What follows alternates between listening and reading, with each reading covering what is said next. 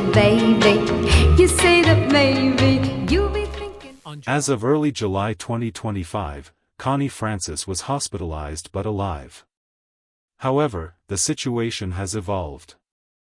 Multiple reliable news outlets now report that Connie Francis passed away on July 16, 2025, at the age of 87, her death and the resulting fallout, factually accurate now, albeit by a tragic coincidence of timing. In this emotional deep dive, we explore the final chapter of legendary singer Connie Francis' life, and, incorporating these facts, making the language more natural, and framing the fallout section as a logical exploration of the emotional pressures on the family, given their tragic history. Connie Francis was a superstar. She was the voice of a generation, with a mountain of hit records and a fortune estimated at $25 million. To the world, she was an icon of success, the American dream come to life through sheer talent and grit. Her songs were the soundtrack for millions, capturing the dizzying highs of first love and the crushing lows of heartbreak. But when the music finally stopped, when the legendary singer passed away on July 16, 2025, at the age of 87, her final act wasn't a peaceful closing chapter. Instead, it uncorked a storm of emotion that has reportedly left her family in tears. This isn't just a story about money, even though $25 million is a staggering amount. It's a story about what that money represents. It's a story of a horrific crime that changed her forever, and of a family ripped apart by murder and tragedy long before any will was ever written. This is the hidden story of Connie Francis, a life of immense pain that collided with her very public fortune, leaving behind a legacy far more complicated than her chart-topping hits would ever let on. This is the story of an inheritance that brought not just wealth, but a tidal wave of sorrow. When the news of Connie Francis's passing broke, the world mourned a legend. Tributes poured in, celebrating her incredible career and her stunning viral comeback on TikTok that introduced her to a whole new generation just months before her death. But behind the scenes, far from the public memorials, a different, more painful story was unfolding. The revelation of her $25 million estate wasn't a moment of quiet gratitude for her surviving family. It was a gut punch. It brought decades of buried pain, unresolved grief, and tangled emotions rushing right back to the surface. The fortune, a symbol of her life's work, became a mirror reflecting every crack in the family's foundation. The tears being shed weren't just for the woman they lost, but for the overwhelming weight of a legacy drenched in tragedy. To understand why this fortune could cause so much turmoil, you first have to understand the life that built it, a life of unbelievable highs and unimaginable lows. Before the darkness crept in, there was a brilliant light. And Connie Francis's light burned brighter than almost anyone in her era. Born Concetta Rosa Maria Franco Nero in an Italian-American neighborhood in Newark, New Jersey, she was a prodigy. Her father, a roofer by trade but a musician at heart, saw her talent early, putting an accordion in her hands when she was just 3 years old. By age 10, she was a regular on a children's variety show, where the host, Arthur Godfrey, struggled to pronounce Franco Nero. He suggested a change to something easy and Irish, and just like that, Concetta became Connie Francis. Godfrey also told her to ditch the accordion and focus on her voice. And what a voice it was, an instrument that could capture pure joy and devastating sorrow, connecting instantly with teenagers across the country. But stardom didn't happen overnight. Her first 9 singles were flops. By 1957, with her MGM Records contract about to be dropped, she was ready to quit and go to NYU on a pre-med scholarship. Her father begged her to record one last song, an old 1923 tune he was sure could be a hit. Connie hated the idea, convinced the kids on American Bandstand would laugh her off the stage. That song was Who's Sorry Now? On January 1, 1958, Dick Clark played it. The floodgates opened. The song shot up the charts, hitting number 4 in the US and number 1 in the UK. Connie Francis was no longer a struggling singer, she was a phenomenon. What followed was an astonishing run of success. From 1958 to 1964, she was the most successful female vocalist in America, with 35 top 40 hits. Songs like Stupid Cupid, Lipstick on Your Collar, and Vacation became anthems.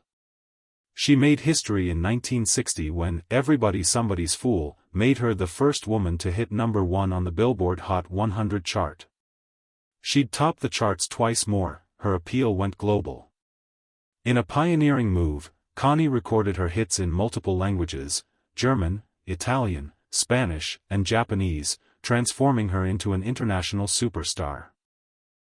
It's estimated she sold over 100 million records worldwide in her career. Hollywood came calling. Her first movie, Where the Boys Are, was a massive success in 1960. The film was a hit, and its title song, sung by Connie, became her signature tune. She starred in other films, cementing her image as America's sweetheart. She was earning millions, building a fortune hit by hit. But beneath the sparkling surface, deep cracks were already forming.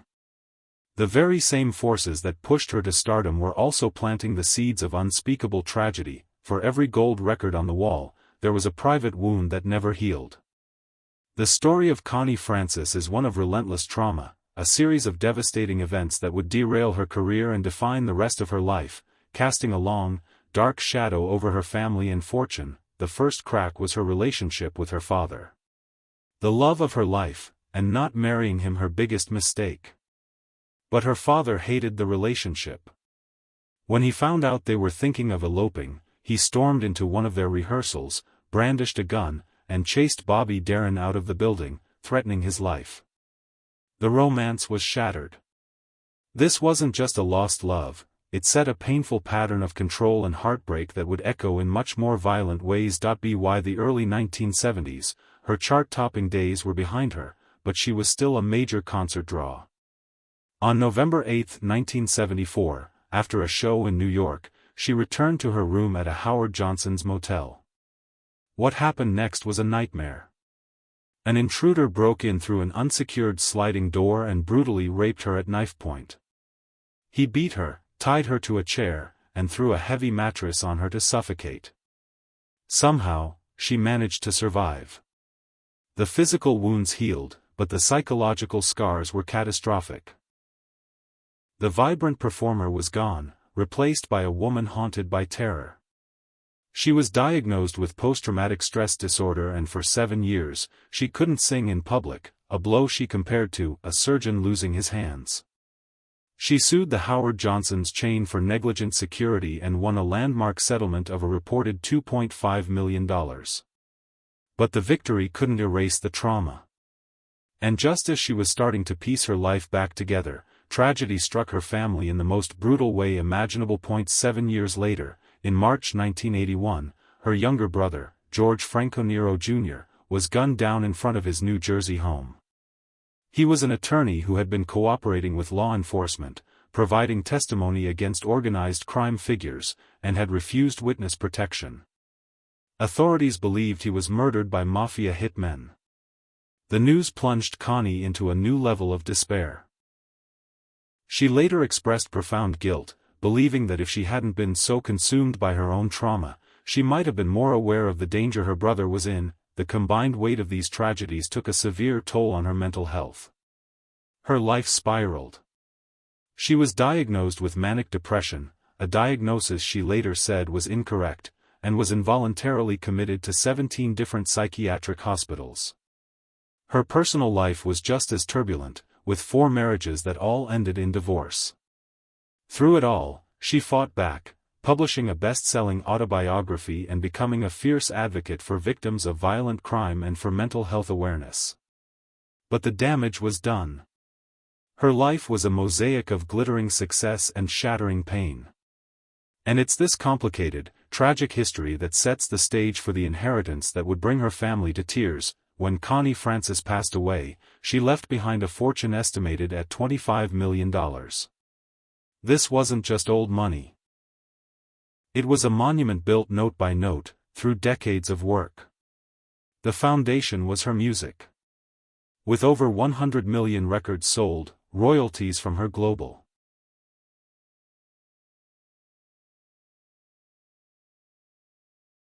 hits kept flowing for over 60 years. Her smart strategy of recording in different languages created a unique global revenue stream that sustained her long after her American chart run ended. Her film career, especially Where the Boys Are, added to the pot, not just from the box office but by boosting her music sales. Then there was the money that came from her pain. The multi-million-dollar settlement from the Howard Johnson's lawsuit was a significant part of her estate. And in a final, remarkable twist, her 1962 song, Pretty Little Baby, went viral on TikTok in 2025, introducing her to millions of young fans and giving her catalog one last financial boost. So the $25 million represents all of it: the bright lights, the global adoration, the savvy business moves, and the dark, painful settlement from a life-altering crime. This brings us to the agonizing question that arose after her death: who gets it? Connie Francis was not married when she passed away and had no biological children. The one person at the center of her later life was her adopted son, Joseph "Joey" Garzilli Jr., whom she adopted in 1974. While the exact details of her will are private, it's understood that her son, Joey, would be the primary beneficiary. But a family is more than just a direct heir. Connie came from a close-knit Italian-American family, with cousins, nieces, and nephews who witnessed her entire journey. Her brother's murder left a permanent scar on that family. So the fortune didn't just land in a vacuum. It landed in the middle of a family that had been shattered by the same tragedies that built it. This is where the story shifts from public record to private pain. The turmoil following her death likely isn't about a splashy, public legal battle over the money itself.